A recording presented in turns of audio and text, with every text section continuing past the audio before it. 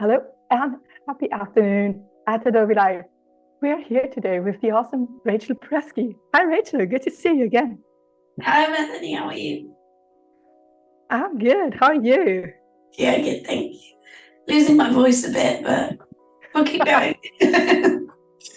It's funny you say that. I think it's the crunchy voice stream today because it's the same for me. It's going to go really well. Hello everyone also in the chat. Good to see everyone. How are you doing this Monday? Where are you joining us from? Let us know. And in case you are joining us on YouTube, that's a really good place. But if you hop over to Behance, there's the chat and we will have a chat. We will have a look at the chat and I can answer all your questions, or Rachel will actually, because I will forward them to her. Rachel, this is a very exciting stream. Thank you so much for having time spontaneously. What's on our list for today?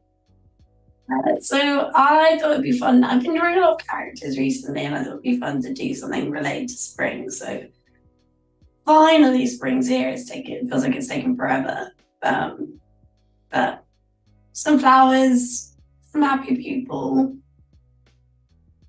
See what comes. That sounds super cool. Sounds also like just what we need.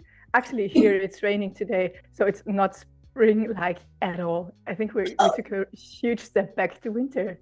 Oh no, yeah, it's cold here, but then we had like some sun this morning. So it's like good timing. It's good to hear. But yeah, I started with some sketches. I was like, I'm gonna do it from spring, but I can't deal with that. So I have a couple of like ideas I started sketching out, but really basic, and that's kind of how I start working anyway. So yeah, I guess I can start refining them a bit. Ah, they look lovely.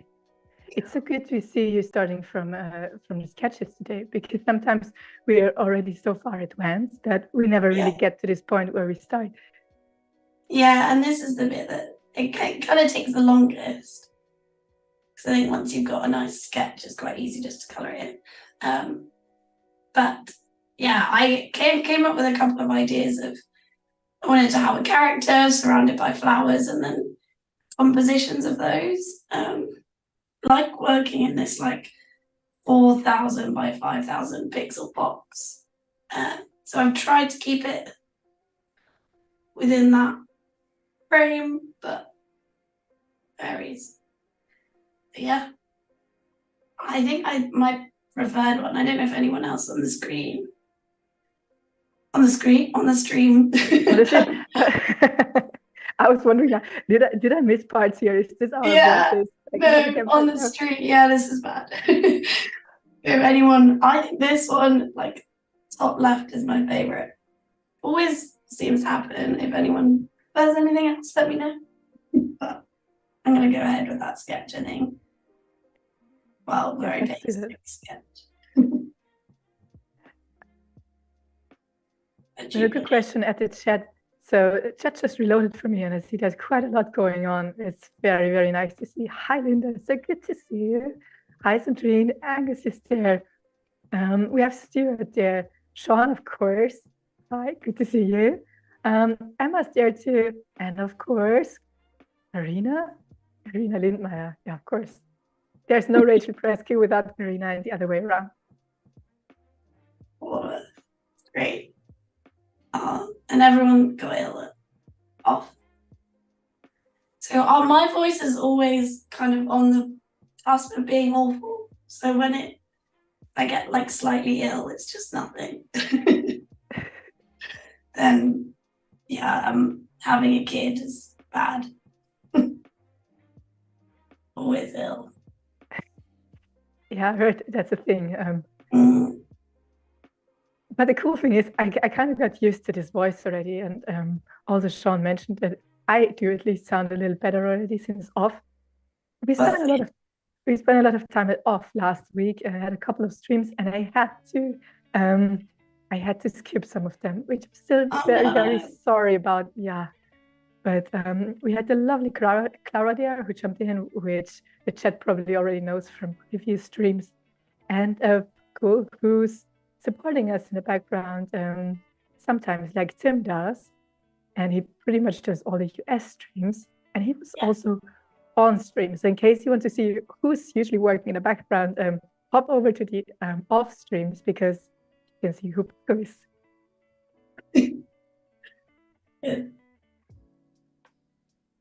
Rachel, you usually start with sketches. How important is this step of having a sketch already for compositioning?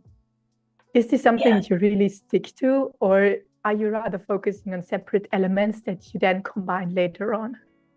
I think it depends on the project. Like, quite often I'll have something in my head and then I just think, oh, I'll sketch that out if it's like a personal project. But if it's just something for a client, or you normally have to provide a couple of options. So I'll basically either, which doesn't help. Depends how I feel. But I like sketching. Bit is quite fun because kind of take something that's in your head and it's there. So it's quite nice. True. For me, that's the part that's the most fun because I can go wild and just don't have to refine things. Coloring is sometimes a little boring for me, but it's occasionally. I quite like it when you see it all coming together, but sketching bit is like getting your ideas onto the page is one of the most fun bits for me, I think, too. You also have there are some questions dropping into the chat, so I'm going back and forth looking at your screen and the chat. We have a compliment there that your character is always so dynamic and so full of energy. Green is lovely. That's why we call it having a unique character illustration stream with you, Rachel, because I think it's rather unique how you combine somehow geometric shapes done with those very flowy elements. I've never thought about it like that. That's nice. Thank you. I think it's just 3 years of drawing in similar way, I guess, isn't it? That your style gets refined and then I like a bold shape, but then at the same time, I like it to be quite flowy and like it's hand drawn. So that's where I don't. Actually, sorry, that's all wrong. While I was talking. Take your time. Multitasking is difficult. It's not the easiest thing. I think when I was like, it's fine. I haven't done this in a while. I'm out of practice. Come on, Rachel. Haven't you? I heard you were involved in the Stock project, Adobe Stock. Yeah, I did that. So, one of the. You get very quick. Yeah, it's a masterclass of practice because you spend so much time on it. It's amazing. Actually, that has really helped me, that project. Like, helped me refine my process, make everything a lot quicker. Which is nice because so I've had quite a lot of work on in January and February. And I was turning around the projects quite quickly, so it's quite nice. I mean, it's made me more efficient, which is only good for productivity from Well, that's one of the most important things. Yeah. The faster you get, the better. Yeah, exactly. Especially the faster you get, the better without losing your style, because that's what happens to me when I try to be really fast. Yeah. I stop adding details, and at some point it's just the same anymore. Yeah, I do. Sometimes I have to go back to my work and be like, wait, what? How did I do that before? Yeah. But Rachel, is the Adobe Stock project already public, or did I? It is, okay. Yeah, it's okay. For a second, I was worried that I may have spread over. No, we're okay. Yeah, I think it went public in like November. No, I finished it in November. Lost track of time. Maybe sometime earlier this year, but yeah, the images are all available on Stock now. Maybe that's a good point for anyone who needs inspiration. Hop over to Adobe Stock and have a look at Rachel's illustrations she did. It's quite. Karina did her own project as well, didn't she? So yeah, I think quite a nice group of people who joined into this project, because there was also Sophia who did something for photography. So the stock projects and everything that's available there, just it's an amazing quality. So if I'd be the publisher of a magazine, I would definitely have a look out there, because having your artworks on Stock is an incredible addition to what's been there already. Yeah. And I love that it's so easy to put them into projects as well. Like on using Illustrator and InDesign and stuff. That's true. It's a perfect workflow. Maybe that's something for another stream, how to combine those. Yeah. I haven't seen it in a while. Yeah, it's cool. I remember seeing Maddie do a stream. I think it was a stream or a talk about it. Everyone was like, "Oh my god, this is amazing." And we haven't seen Maddie in a while. She's been traveling a lot. Right. We have a question in the chat, and it's related to animation. Are you still experimenting with that? I haven't done as much recently because I've been quite busy working on projects that are just static.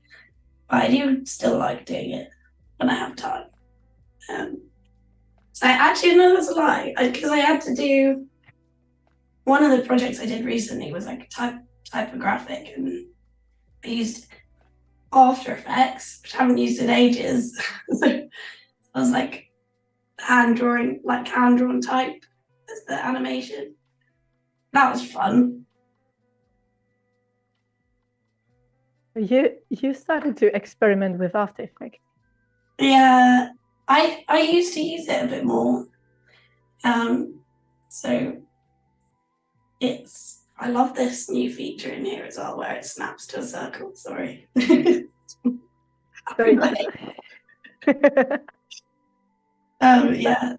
It's something we've been waiting for quite a while, to be honest. So done. It's just so easy. And you can see the difference. The wobbly circle on the right hand side. Exactly. That's how I normally draw. But yeah, I can use After Effects, but I don't know it as well as I could. Going back to that. Well, to be honest, I guess that's how it works. Yeah. You just I Google it. How do I do it? Perfect. That's the way to go. Yeah, it was quite fun to do, actually, but obviously frame by frame is much better for characters. Basically, I need to put some time aside to work on more animation, because I do really enjoy doing it. It is fun, especially if you got used to it once and if you have a workflow there. It's also a completely new world that you open up. Yeah, it is. And like your pieces can be so much more.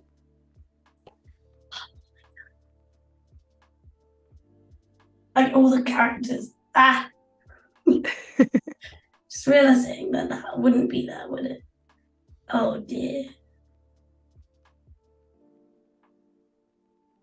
And I've undone it. This is why I don't normally sketch on a stream, because I mess it up so much. Well, but it's a sketch, so what does messing up mean? I guess it's okay to be messy. Right. Thanks so much, Emma. Emma just shared your Adobe Stock link in the chat. So anyone who wants to have a chat, it's a beautiful combination of artworks. I'm gonna get this to move over a bit. Yeah, I guess this is with the like sketching. If I do an outline or like just the character, it kind of is a stick figure really that I draw normally to start with. If I don't go into the refining it now, you don't always get the like stuff in the right places. So for that, I'm like, well, that needs to kind of move over a little bit for me to be able to fit this in. That makes sense. It absolutely does, yeah. Cool. So it's actually quite cool to see this part. And which state would you actually already send the client? Is it the one before or is it this one? Sorry, what's that? Oh, a client. Yeah, because sometimes, there are clients who want to have a word on what you're drawing. I haven't thought about that. What kind of client I'd do this work for? Well, yes, that's one. And also for what you're currently drawing, in which state do you usually send your first ideas to clients? Oh, like this. As a pencil sketch, really. Like the next level. I mean, yeah, I wouldn't send anything before this. Because I think they'd be like, what the hell is that? Well, I did just a very quick introduction about you, but you're a pretty well-known illustrator. And if anyone ever has a look at your Behance page or Instagram or your website, you have a very specific style and you're pretty well-known, I would say. So clients probably don't need that much of a final project to know what they get because they see your artwork and that's out there already, so they can relate to your style. Yeah. But I think if you're an illustrator who doesn't have such a defined style already, it's sometimes important to just go a step further. Yeah. Than just sketches. Yeah. I think I'd still need to like do this anyway. And I had quite a big project for like a packaging thing recently, and I sent them color sketches before because it's like, I don't want to mess this up. So I laid it all out in InDesign really nicely. That was quite fun to present to the client. But that in that scenario, I had color sketches too. And they took about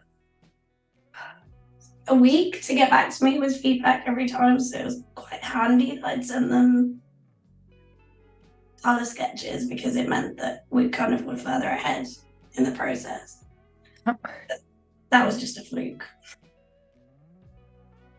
How often does it happen that clients really go back to the very beginning? Is that a thing or is it something that rarely happens? It doesn't. I don't think it happens that much to me. I think, like you said, they kind of know what they're getting most of the time. So it's quite often. So for that project, I gave them 5 options, which is normally I'd give them like 2 or 3. Yeah. And then from there, people like sometimes they'll take, say, I really like this part of this sketch. Can we use that? And then I really like this one. So, and then I combine stuff. So it's, bit of everything, if that makes sense. Mm-hmm. Yeah, but that's great for the clients and also for you because you already have an idea where you'd like to go. And if they take the best out of all sketches, then it makes your own work better. It does. And I don't, it's nice to not, I don't know where I was going with that. Yeah, it's nice when they say they like it and come back saying that they like both bits. So you're like, cool, you can combine all of it. Just that's like nice feedback.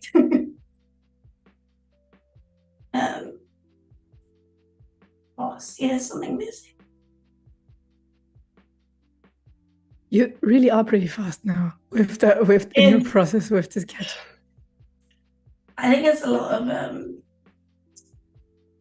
it's practice, isn't it?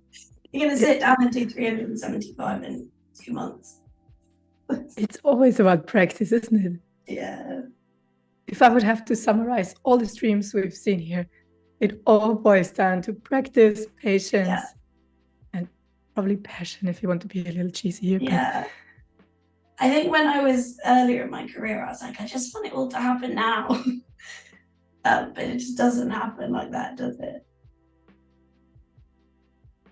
Probably doesn't, and for most people it doesn't, but I think you've done so many cool projects last year.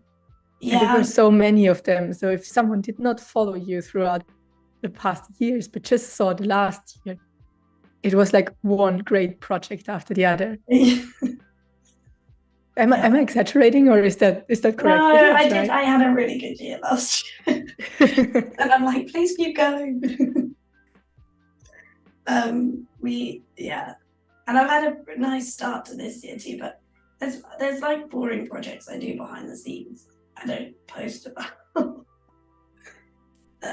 And money, which is nice, but it's always finding the sweet spot in the middle. Yeah, exactly. We actually have a couple of more people dropping into the chat. Hi Penny, good to see you. Hi Barbara. And lots of compliments about your work.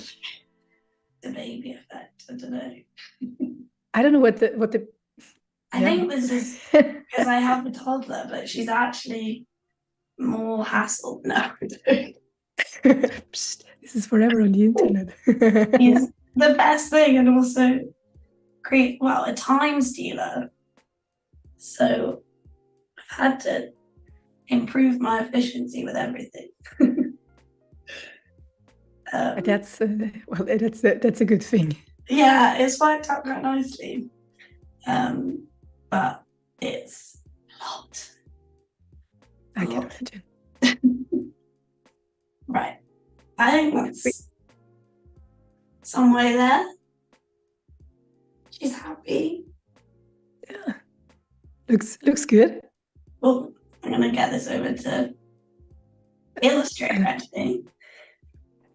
Instead of I did a really poor job today in the introduction, because we both have not mentioned that we start in Fresco and then hop over to Illustrator. Oh my God, how do we fix this? Let me think. I might have to update the title later on. I'll do some YouTube magic. For anyone who's still looking or watching this stream on YouTube, look out for the subscribe button, because this channel, Adobe Live UK, has of course a subscribe button, and you should hit this one to get all the updates, notifications, and all infos, because we have a lot of nice streams coming up, and we stream pretty much every week, so it would be a shame to miss out.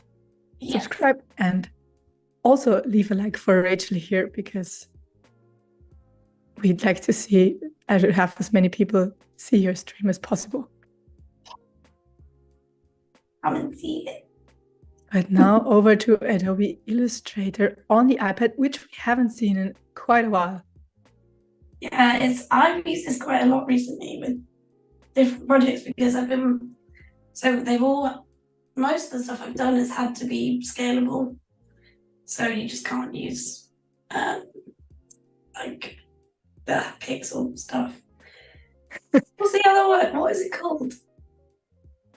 Vector? Rasterized? Yeah, it's a pixel illustration is rasterized, and the vector one is based on the dots and lines and mathematics. So infinitely scalable. Exactly. Which is good, because you've done a lot of very, very huge projects. Yes. So I did some kind of the beginning of this year.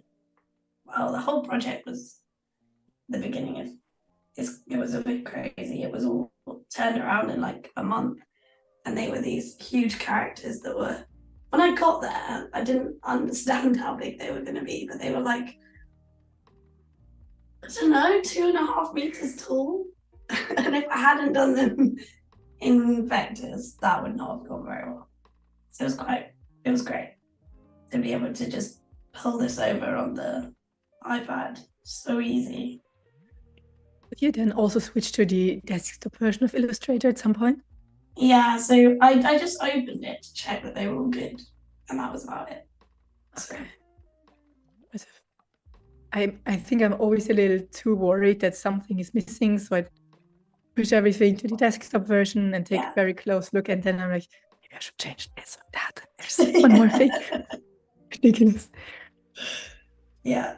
Oh, I've lost my colors. Oh no. I swear I just added them all. Oh dear. But yeah, I do check, make sure that it all looks good. Penny in the chat actually just wrote Bendy happy people. That's how she would describe your characters. I like that. And they always look so satisfied and full of ease. That's good. That's Also, a lovely description. Compliments, yeah. Who needs ChatGPT if we have the chat here on Behance? Anyone could, we could take all those comments and write a nice biography for you. Oh, yeah. Rachael Presky. So lovely. What a boost to the ego. Yeah. The illustrator of happy Bendy characters. Yeah. Oh, yeah. Bendy's good. We had like 2 rejections already today, so I was like, this is great for my ego, thanks. It's good to hear. So like I've had 2 projects that they're not going ahead, or they've gone with someone else this morning. No. Clients just take bad decisions. Yeah, that's true. But the good thing is, usually those things happen for a reason, and they might open up time for some cool other projects. Yeah, and I think I kind of look at it like my work wasn't right, not me. So I think it can be really horrible sometimes if you're like, oh, they didn't want my stuff. I've come to terms with it over I mean, 2 in one day is a bit harsh though, isn't it? It is, especially on a Monday. I would go nuts. I was like, come on. So double credits for you today for showing up.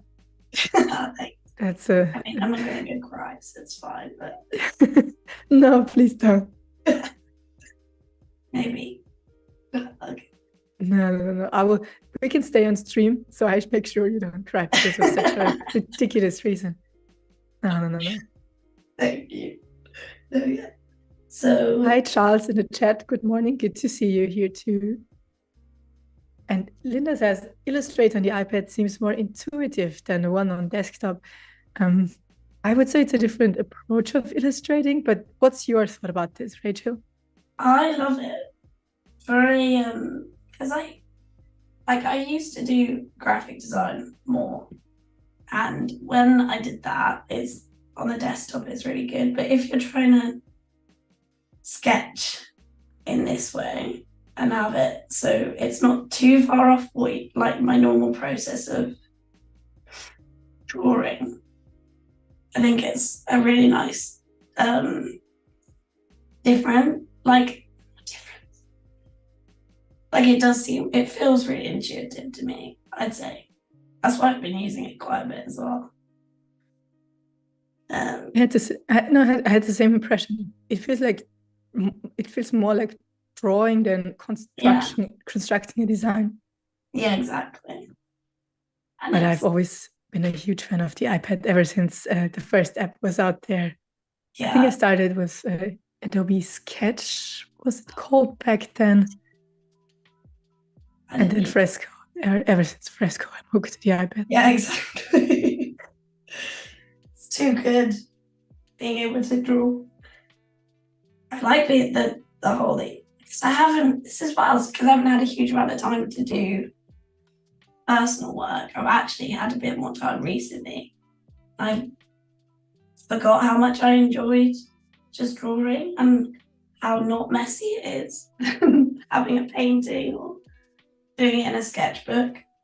And I was like, oh, it's awesome. I do tidy up some of the points sometimes. That is my only point of critique on the iPad version. You have a lot of points, and yeah, I do. So if I've got text, I like go back and refine it properly, but I think it makes it look a bit more real, like drawn. it is, yeah. It acts. Go on. No, sorry, I'm focusing on words. So it makes the designs look more tangible and tactile than the ones you create in the Illustrator desktop version. Yeah. Because they are sometimes too clean. It has this texture that's sometimes missing. Yeah, I agree. There's more hand drawn. Yeah, there is a balance, really, isn't there, between it being a vector and then it being nice and tidy. Yeah, but so far it all looks very tidy. Yeah, I'm not always the biggest fan of. I don't like my stuff being too tidy. And I think I actually have a really tricky question for you because I haven't made up my mind about this either. Yeah. You can draw vectors in Fresco. Why did you switch to Illustrator? Because that is a hard one. It is. I think I prefer it in this. I don't know why. So that's helpful, isn't it? We will take that. And I think it's just this has been my workflow recently because I've had to send stuff in as an Illustrator file. So I was like, well, this is how I've been doing it. And I know how to. It's good. It absolutely makes sense. And you have, of course, a limited palette of features there. But still, it's pretty much the same as you would have on the desktop version. Yeah. So it makes sense. Fresco is really limited, but the brushes they have there are really easy to edit. So you have all the scattery brushes, and they also have a lot of texture, but you're right. It's closer to the desktop version, probably. Yeah, I think you're right. It's like, I don't know. I thought I could. I thought I could steal your thoughts here, and your, but not today. Just no. It's just easier. That's it. Should we maybe ask the chat if anyone has a preference there? Fresco and vectors, or just straight into Illustrator? Sandrine says Fresco only does blob brushes in vector style, and sometimes you need a proper clean stroke and fill. Good one, Sandrine. That's very true. It does only create brush. So if you draw in Fresco, it looks like a stroke, but it's actually a shape. Oh, right. So you always have outlines, but not a stroke with different styles. True, yeah. That's actually why I switched at some point. Sandrine got me here, forgot my own process. Yeah, it's good. I mean, I think it's quite good to change it up every so often as well, because you can get a bit bored. Not bored, but stuck in your ways.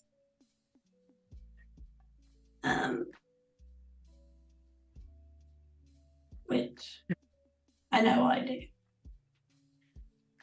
Trying to think about the color. I just keep adding extra colors, and I'm not going to do that. Think about the balance. Gerina also says it, and Stuart has the same idea. It depends on the required output and project. Yeah. Do you have the feeling that depending on the tool, your style also changes a bit? Yeah, I guess because this is much cleaner.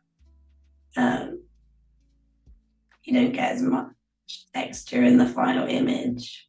But I'm wondering whether I could bring it back into Fresco even. So I was thinking about that earlier. If I'm creating work in illustrate, like for a vector, I very often don't put in any texture, but I know you can. I'm just a bit far behind and haven't figured it out yet. So maybe bringing it back into Fresco would work in that sense. I think it depends on what kind of output is needed, because if you have to scale it really to a large format, you can also skip a couple of details. Yeah, exactly. But if it's, would be nice though. You could add the textures there. I tended to do that in Photoshop. Yeah, exactly. Yeah. Which is also a nice way of doing it. It's hard, there's too many options. That's true. But as you said, just swapping the tool you want to run at a time makes the own process also a little more exciting. Yeah. I think, I don't Go like ahead. Stuck. No, I just don't like getting stuck doing the same thing all the time. This is the only thing that I mess up though, is the colors. I accidentally click on a different thing and then change the color, and then I'm like, ah. But that's fine. But it's a small step. It's not that bad.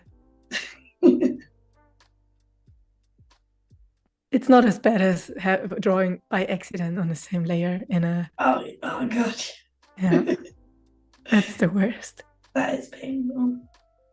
I guess at least you can move stuff around in Illustrator. So and also the duplicate or the repeat grid, especially if you do a series of artworks with the same colors or elements, it's really helpful. I haven't actually used that much, but it is good, isn't it? It's been too busy doing not a lot of fun things.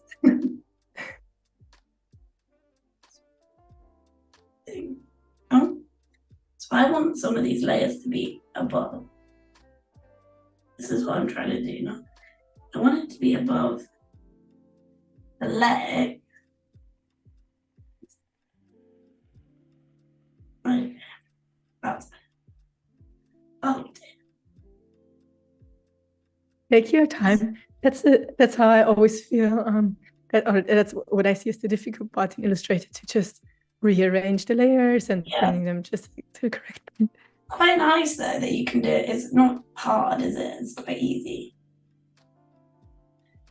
process. So I need to do some people, some skin. That's where I'm out. I always if I use colors, it's usually red, blue, maybe a bit of yellow, but that's it. That's what I like so much about your artworks, because you keep switching colors too. So you have a defined style, but I would say there's not a specific Rachael Presky color palette that you keep using, which is cool. Yeah, I did try and do that at one point. I think it's every client has quite often they'll have their color schemes that you have to stick to anyway. Like this packaging project I had, I could only have 8 colors. They already had 5. So it was 3 extra colors, and I had to have a skin tone as one of them, at least one of them. So it was just so hard to, like, I couldn't have put my own color palette in there at all. But I think then it does give you a bit more freedom when you're drawing, generally, to not stick to something. But I do love the artists that have got their own color schemes.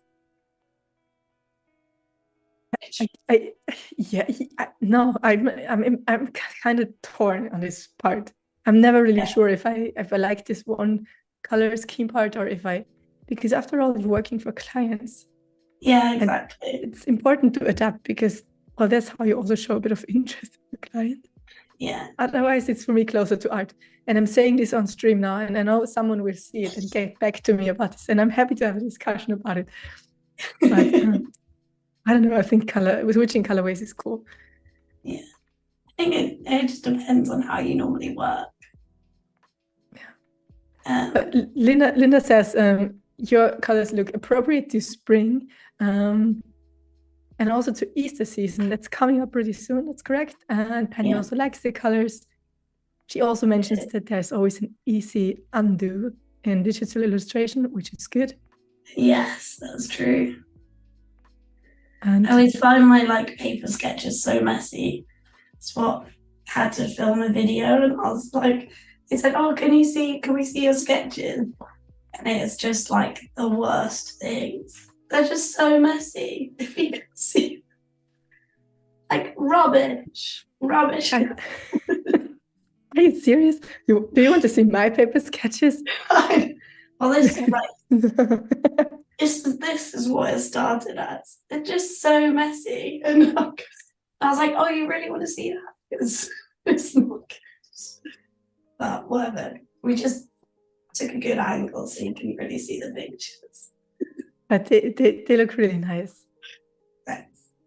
And even the sketches already have your style. It's good to see. Yeah. I see people's like obviously on Instagram and social media, they've got these beautiful sketchbooks, and I'm not one of those people. I'm unfortunately not either. No, it's too hard. Have you ever tried different colors in books? Because when I do like logos or something, I have black as a base layer, then I refine them with blue, and then I add red to the changes that I want to do. Do you stick to one? Is it as like the background for a sketchbook?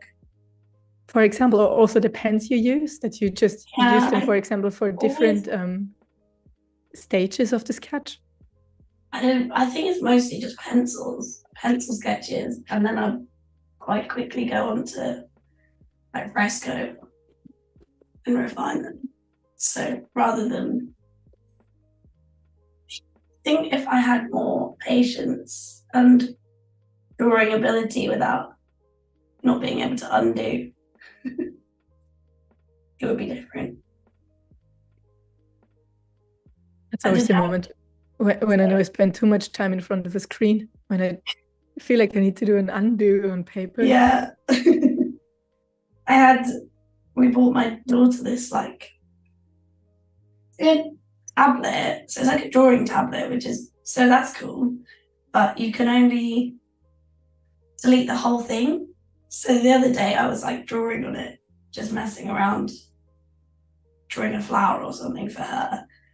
And I was trying to undo it, and it's like, it's not working. Can't even go back one stage, start it all again. I just can't deal with it. That would be my biggest nightmare. I can't deny that. That would be my biggest nightmare. Yeah. It's the best. So yeah, I ditched it. Well, was the other result better than the first one? Well, no. Every time I tried to do it again, something else was wrong. So I was like, oh. I'm going to give up on this now. And she got bored, so it's fine. But how does it actually feel when you do murals? Because you've been working on a lot of huge murals recently. Isn't it also like a one go thing? I do a lot of practice beforehand, so I make sure I know what I'm doing, and then it depends on how as well you put it up on the things. I always do it digitally first, and then either if it's on a window, like I print it all out, then stick stuff on the outside of the window. So that is like quite easy to transfer. And then there was one I did in like November. It was the first time I used a squiggle grid. You've heard of that, which is like just do loads of squiggles and then you impose the image on Photoshop. So I had it on my iPad, and then I was like drawing where everything went. And I quite like that it's not perfect, because people don't know at the end of the day what it was meant to look like. So okay, it's only me You have that on your Instagram page. that? Do you have this this project in your Instagram page? Yeah. Let's bring it up. Oh, yes. It's the coal hatch was the one it was. It is in a coffee shop. It's the second one in, if anyone wants to come see. I was looking at the process video. I filmed some process videos and I only found them again this morning and I haven't shared them. So I was going to do that actually. So maybe I'll share it. I definitely should. Yeah, I know. I had the squiggles and then I did it all with chalk so that I could wipe off the wall as well. But it was a really useful way of transferring it, but also I don't worry too much if it doesn't look perfect, which is nice. You mentioned this a couple of times now. Could you, for anyone who's watching this stream later, how does this squiggle grid work? So you like on an actual wall, you'll draw like doodles, sketch like anything, and then you take a picture of it, and then pull it into Photoshop, or I think I did it in Fresco. That you put the image on top, so you can see based on the squiggles where the lines for your sketch should go. I hope this makes sense. And then, it does. Yeah, so then that's it. Like you can just draw it out separately. And then it's good. It's actually much quicker than I thought it was going to be as well. That was handy. Yeah, because that's one of the questions I hear rather often, that people are not sure how to bring their sketches from the iPad or from paper to a wall. Yeah, it is. There's a load of different ways of doing it, and I think that's probably part of the problem. Like there's expensive ways, which is getting a projector, something like that. Yeah. But the squiggle grid I was really surprised how easy it was to use. And then also how cheap it was. Just a bit of chalk. I'm not sure if I like this background.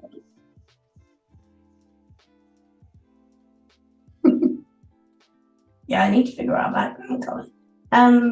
Yeah, it was really helpful. Yellow, yes, the yellow looks cool. Looks good. Because I want to do white for that flower.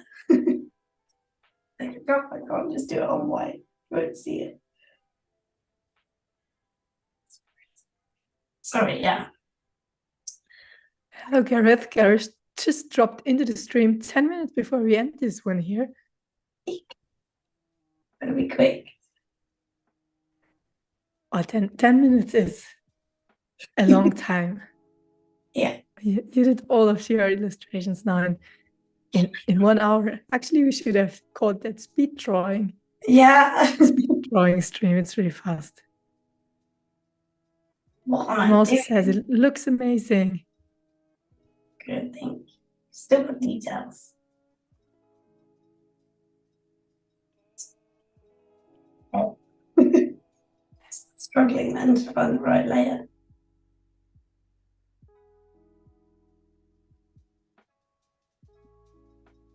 What was the most difficult part for you to switch over from Fresco to Illustrator? Was there something you really had to get used to? No, I don't think so. I think this, like drawing and then it comes out as like a flat image straight away, rather than just drawing, because I draw outlines normally and then fill them in. But this way it does it as you go along. So at first I was like, where do I put my sketch? So I've like figured out if it's easier to put it on top and then mess around with the rest of it after. But it was quite easy, I think. I actually really like that you can switch between outlines and solid shapes that quickly. Because you can also try different styles. And it's currently super trendy to have those bold, thick black outlines. Yeah, which is what I do quite a lot I try to draw outlines and I really like them, but I think I've still got to refine my skills at drawing them. Because I shared something recently of what do people like, and it was like 50-50 whether people liked with outlines or without outlines. It's very interesting to do stuff like that on like on Instagram, because I don't really ask people that often. And if you do, you don't get a result because you like Yeah. both. Then you're still at the same place, but you know that both versions are really good. Yeah, it's nice. It's just so easy to do these. This is what I love.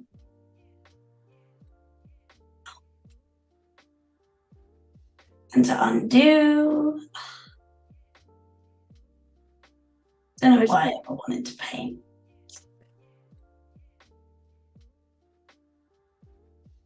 I already had a quick chat about what makes your illustrations unique.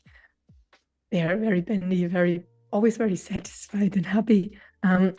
For someone who's trying to find their style, what would your suggestion be to really create a unique character? I think it's just we've already said this. It's the practice that makes perfect, really. Like you always, and I think I look at other people's works and think about you actually sit there and really analyze them and say, what do I like about this work and why do I like it and why do you think other people would like it and things like that, rather than stealing other people's work. I think. Okay. Now I have to ask, does this happen a lot to you? It hasn't, that I know of, which is good. Yeah, we'll see. No, let's not jinx this one here. As long as it doesn't happen, it's good. And if it does, it's still your unique style. Exactly. I don't think anyone will be able to copy you completely either. My mom's always like, this looks very similar to your work. I get texts from her. I think lots of people have very similar style. Well, after all, we inspire each other. Yeah, and it's not awful, but I think there's ways of being influenced and there's ways of copying. There's like there's a line. And then the chat says she likes the hair. She thinks it's great and she likes how it keeps going up and away. Yeah. I think using hair is really cool, fun for movement, showing movement in an image. I don't know if anyone else thinks the same. Just easy. Like when you're going to jump, your hair's always going to go up. You know, when you think about doing an activity, which I think a lot of my work, it's based on doing something physical, which is why they're quite fun, I think, normally, pieces. I don't know if that makes any sense, but... No, it absolutely does. You know, the thing is, you're creating a static illustration here, but it looks so dynamic. If I look at it, I can already imagine how this could look animated. Yeah, that's true, actually. She could run. She's happy. Running through the flowers. Yes.